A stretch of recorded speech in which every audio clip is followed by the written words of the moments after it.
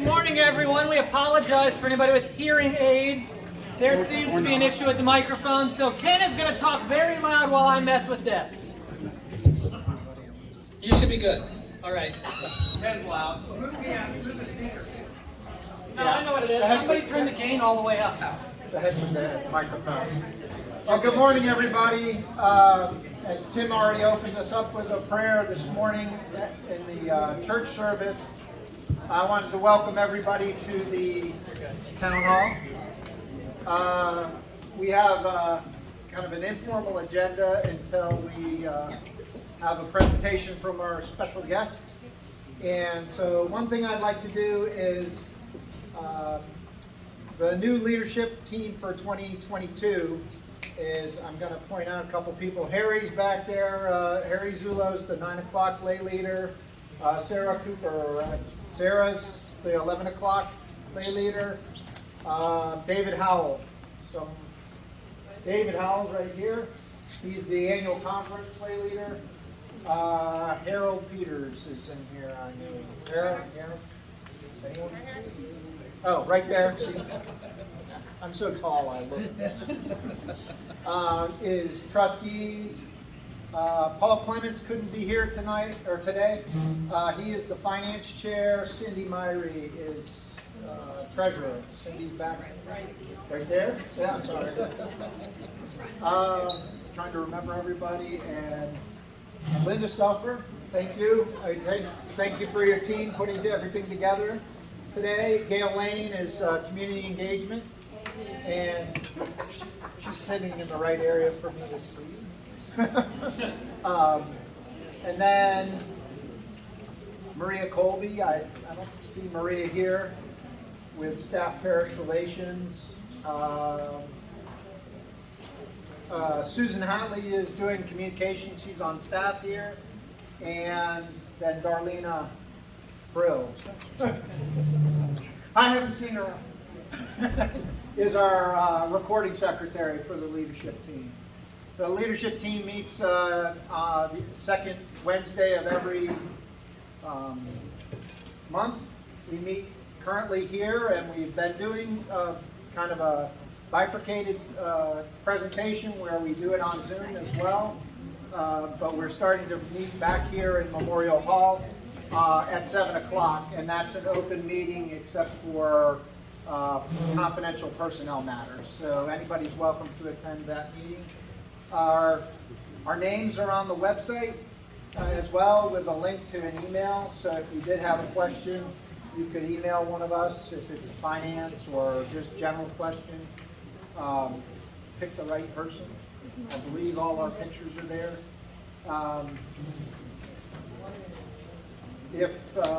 Linda, where'd Linda go? So, Linda, do you want to, I'm sorry to interrupt your breath. That's okay. I didn't have stuff with the spinach in yet because getting your my teeth. Teresa gave me that tip. Yes, I just wanted to say thank you to everyone here who has served in some capacity on the hospitality group. I mean, as you can see, hospitality is so key to what we're doing here at the church. You know, it's all about shining God's light through us, with everyone in the church and out in the community.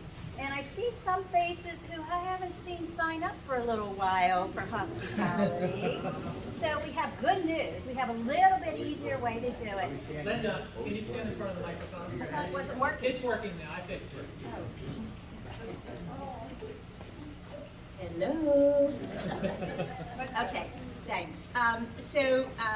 We have lots of opportunities for people to serve, so I hope that you would take the time to look at that. I started saying we had a little bit different way to sign up. There is you go to the church events and registration page, click on registration, and you'll see the hospitality information. Not only there is a link for the Sign Up Genius, but there's also a description of the duties, because you know we have certain expectations of you all. Our job, I feel, is to make sure that we're assisting the pastors to have the service run smoothly. We started out We've had several different pivots along the way with hospitality, but most importantly, I want to introduce you to the other people that are really making a difference, our team leaders. Lauren Parker, Lauren's in the back, Barbara Huss, and Jeremy Vest. So now when you go to the website, all the dates are there for the next 4 months. Anybody can sign up for anything that they want. So we're really hopeful that you will take the opportunity to do that. Thanks. Thank you, Lynn. Yeah. Yeah. What's up? Oh, okay. My Sunday is next Sunday, maybe 8, so please sign up for Okay. Another thing that we talked a little bit about was first Sundays, having a breakfast the first Sunday of each month. How many people would be in favor of that? The first Sunday of each month, a breakfast. Okay, sounds good. Before I go any further, I think we need to give a round of applause to all the ladies and gents who helped out for this breakfast. This started with our Monday morning Women's Journey group, and we had a lot of helpers to set up the tables and so on. So I would be hopeful that perhaps another small group would volunteer to do the next breakfast the first Sunday in June. So y'all can be talking about that. Thanks. Yes. Thank you. Gail's up next. She's got prepared remarks. Well, because I can't remember, so I carry a sheet with me. I'm Gail Lane, for those of you who don't know me, and I'm the team lead of the community engagement team. One of our things that I am most proud of that we're doing, if you don't know, we are doing a blood drive. We are now on a consistent calendar where Red Cross comes. It's once every other month. Our next one will be held on May 18th. It's on a Wednesday afternoon from 12 to 6. Here in Memorial Hall. I need to scoot over. Oh, I'm sorry. Okay. May 18th, the next blood drive here in Memorial Hall. Since we started back in March of 2021, we've had 5 blood drives. We've collected a total of 171 pints of blood. If y'all didn't know it, as a nation we are behind. We're really low on supply of blood, so this is very important. But we've collected a total of 171 pints, which is an average of 34 units per drive. Each drive we have, there is a goal. Our goal has consistently been 29 units at each drive, so we've exceeded our goal. And of all the donors, I thought this was interesting, 12% are first timers. So if you are interested and you would like to, you go to the American Red Cross website. You do have to pre-register, and I encourage you to register and come be a part of it. So the other things, we are looking at ways to connect this summer. One, we are seriously considering joining the July 4th Town of Warrenton event, which will actually be, I think it's scheduled for July 1st. We're not sure what we will do, have a table of some sort. We're looking into the possibility of having a game night, maybe a scavenger hunt, paired with a bonfire sometime this summer. And we are looking at August the 7th to be our welcome back to church barbecue event. It'll tie in with whenever school is starting. I'm also going to put it out there, if you have any ideas, a suggestion, something that you think would be fun for us to do, not only for the church community, but as an outreach to the big Warrenton community, please let me know. I'm open to all suggestions. I am not a suggestion type person. I mean, I don't generate ideas, but you give me one and I can go with it. So if you have any ideas, just let me know. Thank you, Gail. Tim's going to come up and talk briefly about Just I want to give an update on NLI 2.0. Many of you know we had a second round of that, and about 2 months ago we had a retreat for some leaders that were here and who are going to come. And we've got a plan for communication, so we've got a communication team that's working on laying out that vision. So they're working diligently on that. We've got a lay leadership team that's working right now that have taken some serious steps in getting. We're going to be hosting a lay leadership academy that's going to be beyond our church, but it's going to be inviting folks in the community to be a part of that as well. And we're going to base it in Strengths Finders, and people will be able to come and learn some leadership skills and things like that. So you're going to hear more about that. Part of that is really beginning with our adult confirmation, which Carl will talk about in just a minute. And then we've got a discipleship team that it's been stalled a little bit because Lloyd had a little bit of surgery, but it's going to be back up, and we're doing some good stuff. So it's exciting what's coming up with NLI 2.0. So I got. I can open it up for just some brief questions, if anything, about before we move into Carl's part. Any questions right now about just the general direction of the leadership team and how we're functioning right now? Any questions of members of the individual teams? Anyone? Perfect, no questions. Carl? All right. Well, before I get into talking about the other thing, I'm going to let y'all know a little bit about discipleship. Who is part of a discipleship group, being a journey group or a small group or a Sunday school or a Bible study of any kind at this church, whether it's over breakfast, over lunch, over dinner, at a special time during the week, online? If you are not, I would suggest you look for ways to get involved. We're going to be having more ways to get involved in the fall, but right now, last week we had 35 people start brand new discipleship groups. Between our Sunday morning group that meets at this time, learning about Christian history, between our Sunday evening group on adult confirmation right now, which is a really fun group we've started, and we might do it again at some point soon, because it's so much fun. We had a new Monday morning women's group start, and that one's so big, we're trying to make sure we can fit all the women in one room come Monday. It was so wonderful. Well, we're figuring that out. But if you have anything you want to learn or that you would like to teach, let me know. We've started doing some new things with discipleship recently, and we're really going to be pushing hard for at least 60% of people at church to be a part of discipleship in the fall, which is really over and above what other churches are doing, because that's what we're trying to do, right? We're trying to be the best Jesus followers we can be, right? Right? Yeah. All right. The other thing we had to talk about today is I got up here in October and I said we were thinking about something to do with this property here, right? That's why everybody's here, right? All right. We're thinking about doing something with this property, and we've been through a lot of different iterations of what that could look like, and we started working with a nonprofit called FaithWorks that works with churches and other faith-based nonprofits to figure out what to do with their assets, especially land assets, to try to figure out how to use them best.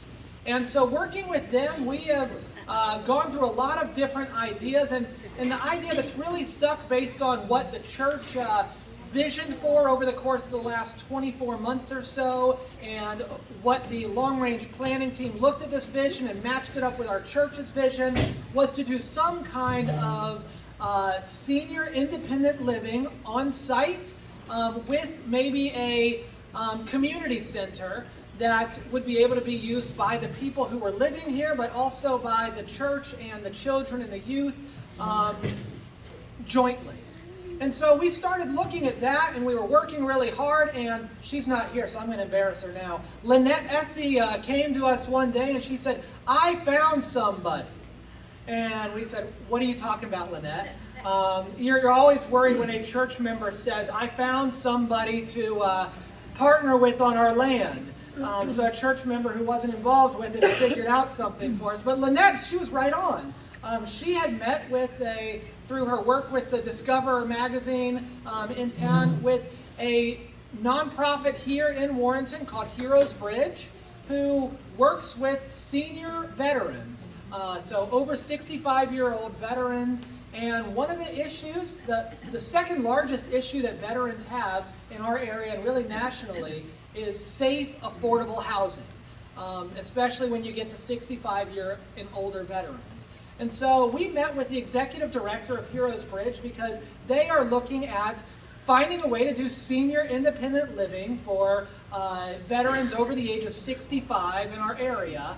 And we have found out that our missions line up very closely. And so working with the executive director there, Molly Brooks, we have started talking about what partnership might look like. Now, once again, just like it was in October, we have signed at this point no papers guaranteeing anybody the rights to our property, our land, or anything like that. We are still working through this, but we're really excited about where we are in this partnership right now, and we wanted to introduce you to Molly. So I'm going to have Molly come up and share a little bit about Heroes Bridge and how our missions fit together a little bit, and then we can answer some questions for you if you have any, because you probably do. Thank you, Carl, and thank you, everybody. I'm so happy to be here this morning. I guess first thing I'll do is tell you a little bit about myself. I'm Molly Brooks. I've lived in the county for, I guess, 16 years now. I'm a nurse. I've been a nurse a long time, since the 1900s, I guess, 28 years. And almost all of my time in nursing was spent working with older people. I have a specialty certification in gerontology, so that put me working a lot of time actually in hospice, home health, and palliative care. So my work and the people that I led, their work wasn't in the hospital or even the long-term care. We were always going in the street level homes of older people. And one thing that always made me very sad was our older veterans. It's a whole nother kind of conversation we could have as to why, but many of them end up alone in later life and having a lot of difficulty asking for help or accepting help. So that always made me really sad. They're also sicker than other older people often because of things they were exposed to when they were in the military. So in 2016, I formed a nonprofit called Heroes Bridge. And actually, I'll leave it up here so you guys can grab on your way out. Our work that we did in 2021 is kind of summarized in this annual report, so you'll get to see what we've been doing. The last 6 years, all of our work has been in the veterans' own homes across 3 counties. So we serve Fauquier, Culpeper, and Rappahannock counties. And as Carl said, I never expected when I founded Heroes Bridge for the number 2 problem to be housing issues. We have a lot of seniors, and not just veterans, but a lot of seniors living in very substandard housing because it's all they can afford. We also get 3 to 5 calls a year for older homeless veterans. It's usually the hospital. They've landed in the emergency room, and when they try to kind of fix them up and try to send them home, there's nowhere, they find out nowhere to send them home. They've either been living in their car or other situations on someone's couch or something. So housing has always been the number 2 issue. And we remediated a lot of those situations. Sometimes we can fix their plumbing, get their water running, find housing for them somewhere that's clean and safe. But about 2 years ago, myself and the board of Heroes Bridge started praying and really wondering, what can we do besides put a Band-Aid on every situation that we're running into? And we started looking at other faith-based communities that were using kind of micro-housing, small homes. You may have seen it either on Facebook or the news, where people are using tiny homes in little villages to address housing issues. And we visited a couple across the country, and we really liked some of them. Some of them aren't done well. I'm going to go ahead and say that because you guys may be wondering, like, I'm not sure that's really what we want to do. Some of them weren't done well, but some of them, especially I feel like the faith-based ones we went to, were done very well, and we saw no reason that a similar model couldn't be used to help our older people with their affordable housing issues. So we embarked on a journey. We announced that we were going to do it. We didn't know how, but we decided that rather than put a Band-Aid on this issue in our area, we were going to build a small community of smaller type cottages to address this issue. So that was, I guess, 15 months ago that we announced it, and we spent the last 15 months doing a lot of community conversations, kind of talking to people, getting their advice, getting their thoughts. We've raised substantial money. People know that there's an affordable housing. Our young people and our older people literally cannot find places to live. And you go on Fauquier Community and not a week goes by. If you look, someone is on there. Please, do you have somewhere to rent? Do you have a basement? Does anyone know of a garage? They're being priced out, especially the younger people and the older people living on Social Security. So I think people know that, and we've been really successful in a lot of fundraising. What we couldn't ever figure out is where. The county supervisors were very supportive of this. They also know they have an affordable housing issue, and they were always, Molly, we're in full support, but it has to go in the right place. Obviously, the zoning and land use is one of the hardest parts of this project. So we really struggled, and I really struggled. We had raised almost $1.9 million in commitments for this project.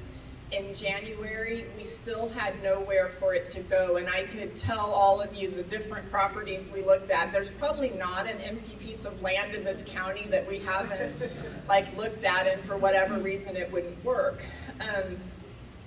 I began to really think in January and February, have I misstepped? Have I promised the community something that just can't be done in this high land, expense area?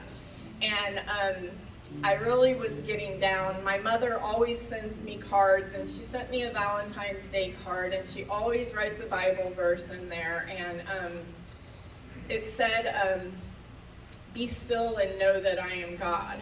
And that just really, as my mother's Bible verses often do throughout my life, really touched me, because I had been toiling, I had been begging, I'd been going to everybody that owned anything in the county talking about this project, and just really struggling, and nothing was ever working. And I decided to just be still and just see what God, I knew that God knew where this was supposed to go. So this annual report, I always do a little letter from the director in there, and as I sat and did the letter for this year in late January and February, I knew that every time I run into anybody, they say, "Where is it going to go? Where is it going to go?" And I never had an answer, and I felt kind of silly knowing that I had to say something in this letter about where the project was going to go. And I decided to just be kind of bold and vulnerable at the same time, and I said that, "You guys can take it." And I said, "We've raised this much money, we're still excited about the project." And I just said, "I don't know where it's going to go, but God does." So it wasn't but a few weeks later, as Carl said, Lynette sat down to interview me for an article.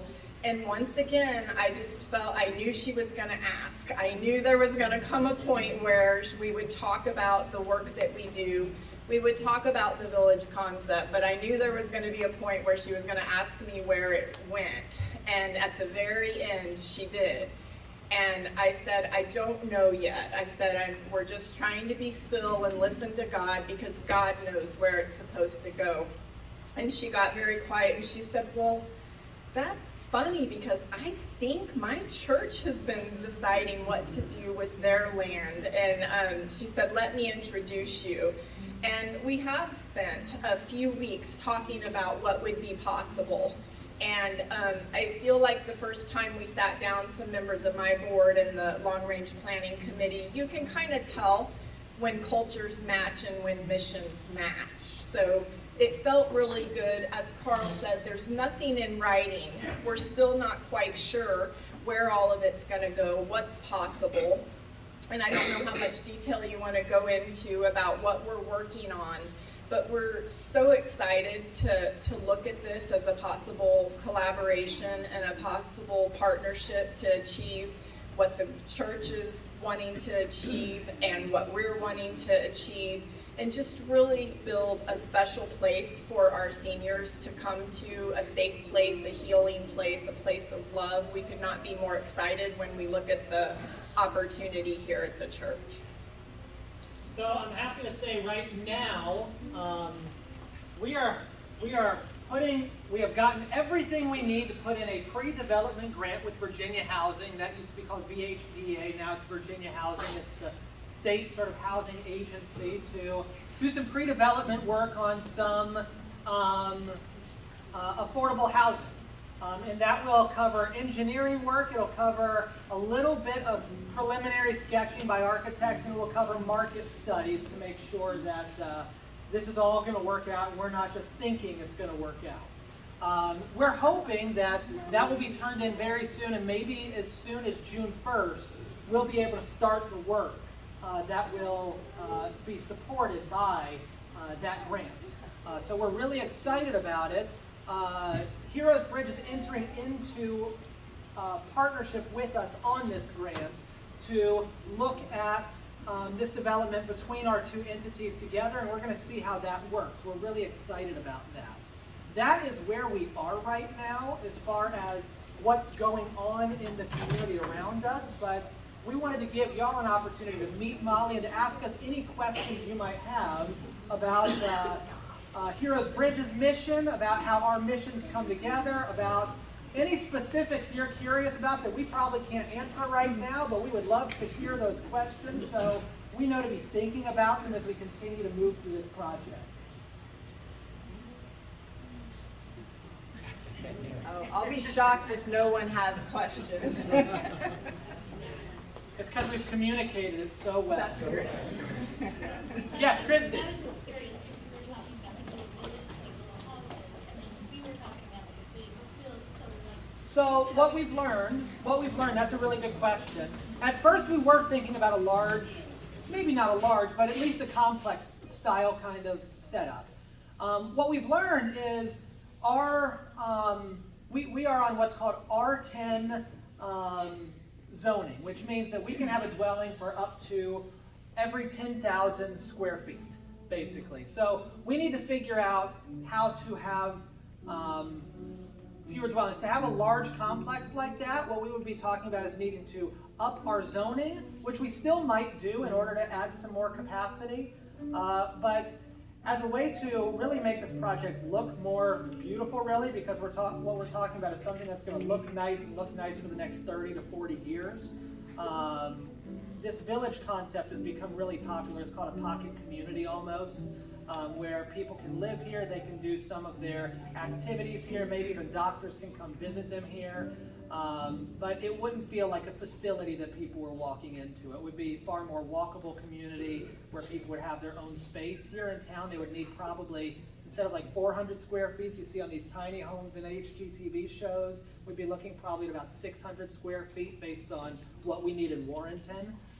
But we did come from one thing to another a little bit. And yeah, so originally we were thinking larger building, maybe more apartment style complex, and we've shifted over based on what we can do by right with our zoning. I have a question, Carl.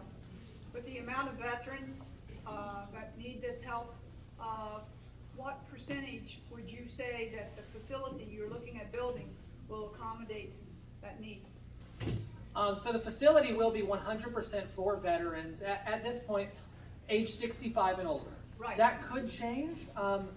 That still won't hit a dent in the veteran population. It doesn't hit it down. I mean, it helps. It helps. Yeah. But there's still going to be need. Absolutely. We have 12 veterans that would move into a community right now. We just started kind of talking about this to our veterans in January, and we have 12 that would move in right now. The veteran population in the older generation is huge. About 40% of people over the age of 65 to 70 are veterans. So just huge numbers. And we've also, we've theorized that we might set some houses aside for couples where one of the couple is a veteran. Maybe it's a little bit bigger of a house, so that we would have some of them for couples. That would be worked out when we get more in the weeds with Virginia Housing Grant and what's possible. But we feel, the county supervisors have said we might need one of these in every district in the county. And I said, well, that might be a little much. Let's get the first one built. But the need for affordable senior housing. Like a prototype. This absolutely is. Open the door for Yeah. others in the- What Molly was really saying is this is going to be one of the first kinds of things Sounds like this like in the it. state. There's maybe one other around Portsmouth we were hearing about, but really up in Northern Virginia area, this will be one of the first kinds of places like this. So it could really be a prototype for what others could look like. Sounds good. Yeah. Can you expand on, like, when we spoke earlier about like the walkability and parking and some of just, it's not too far in the weeds, but more how it integrates with perhaps our mission as a church. You want me Go to for take it. that? So I encourage any of you that have a strong interest to Google pocket communities or pocket community concepts. It was really made for a piece of land like you guys have. The whole concept is taking a small piece of land in the middle of an existing neighborhood and making it match the rest of the neighborhood. Instead of putting up a big, like, 300 unit apartment building, you kind of do a cottage style. And there's actually 8 design principles that I won't bore you with today. We may at some point when it matures more, where there's a shared common space in the middle where people can gather, which I think would be so exciting for the church. There's a community center, as Carl alluded to, with a lot of services. So instead of getting all of these seniors to the doctor every week, getting them to the grocery store every week, getting them to the pharmacy every week, we bring those things here, delivered to them and to the community center. Parking is usually, that concept is called corral the cars, so that you don't have just like, 50 people driving in and out. The parking is often on the outside of the cottages. And then there's walkable spaces, walking trails, gardens, things that kind of get the older people to interact more rather than pulling into a garage and shutting it and not interacting. So there's a lot of concepts in this that are a little bit more planned community, and they're all very intentional in their design. And we look forward to discussing that more with you guys and kind of sharing more about those exciting principles of pocket communities and how well they fit in existing neighborhoods. Now, as far as parking goes on Sunday morning, I can't tell you 100% what that looks like right now. That's going to be a bigger job for the engineers. But it is something that they're definitely going to have to be taking into account with the use we have on the building now and the use that there would be. What we've learned is that a lot of people like this may not even have cars. Absolutely. And so that we're not expecting a large traffic uptick in this community based on seniors over the age of 65 moving in. That's not something we're expecting at the moment.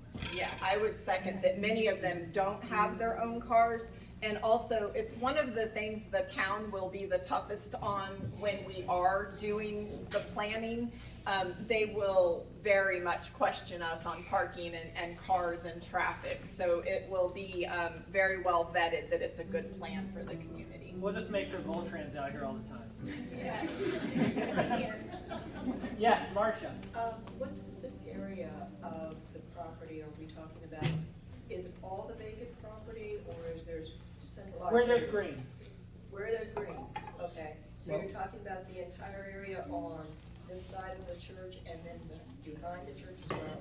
And things might have to move, things might have to change. That's really going to be a conversation for when we try and figure out what we can put in, how much capacity we can put in the area, we'll have to figure that out. The idea is still to make it look like green space, not like we're putting a bunch of buildings next door to each other, and we don't want it to look like a storage facility or something like that.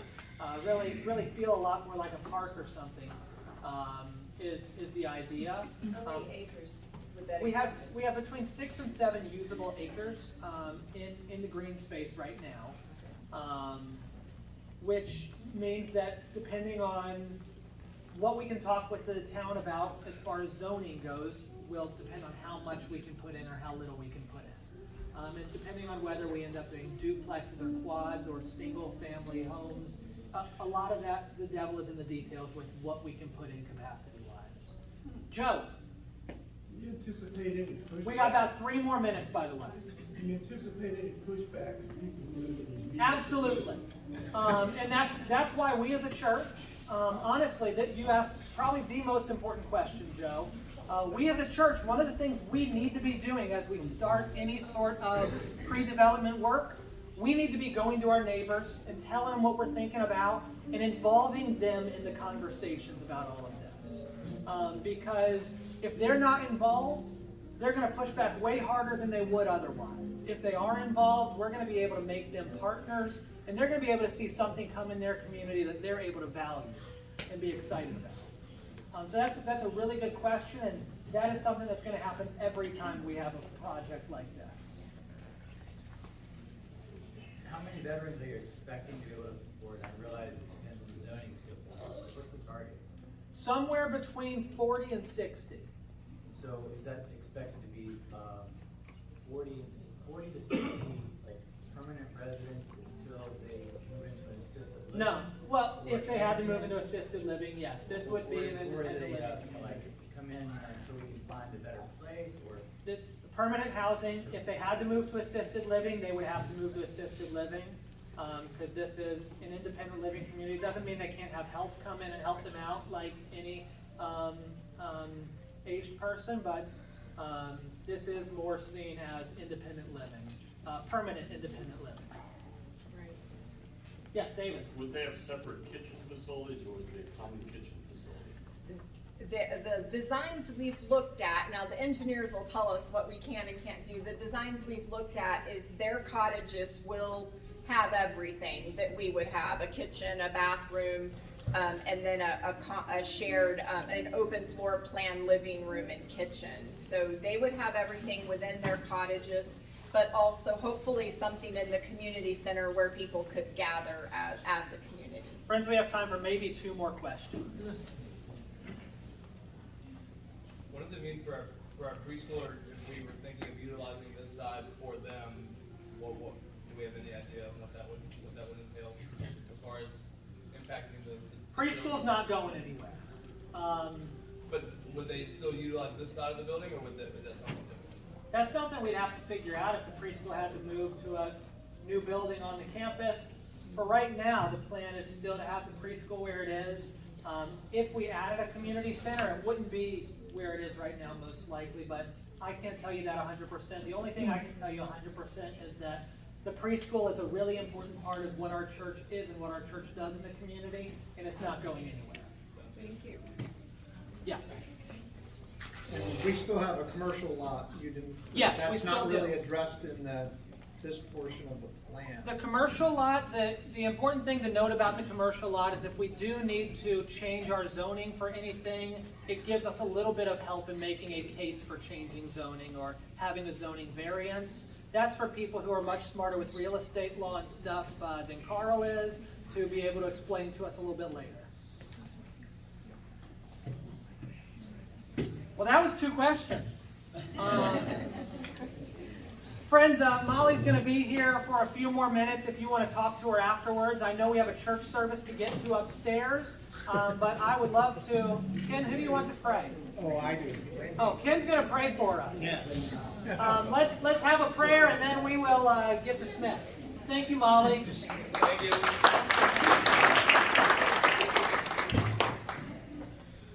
Heavenly Father, we're grateful for this opportunity to gather together and to not only talk about what the past has brought us to and the gifts of our forebears, but also what the future holds. We hope that you will guide us and direct us and that we can live out your will in this time within the congregation and within the community. In Jesus' name we pray. Amen. And you are dismissed. Good job.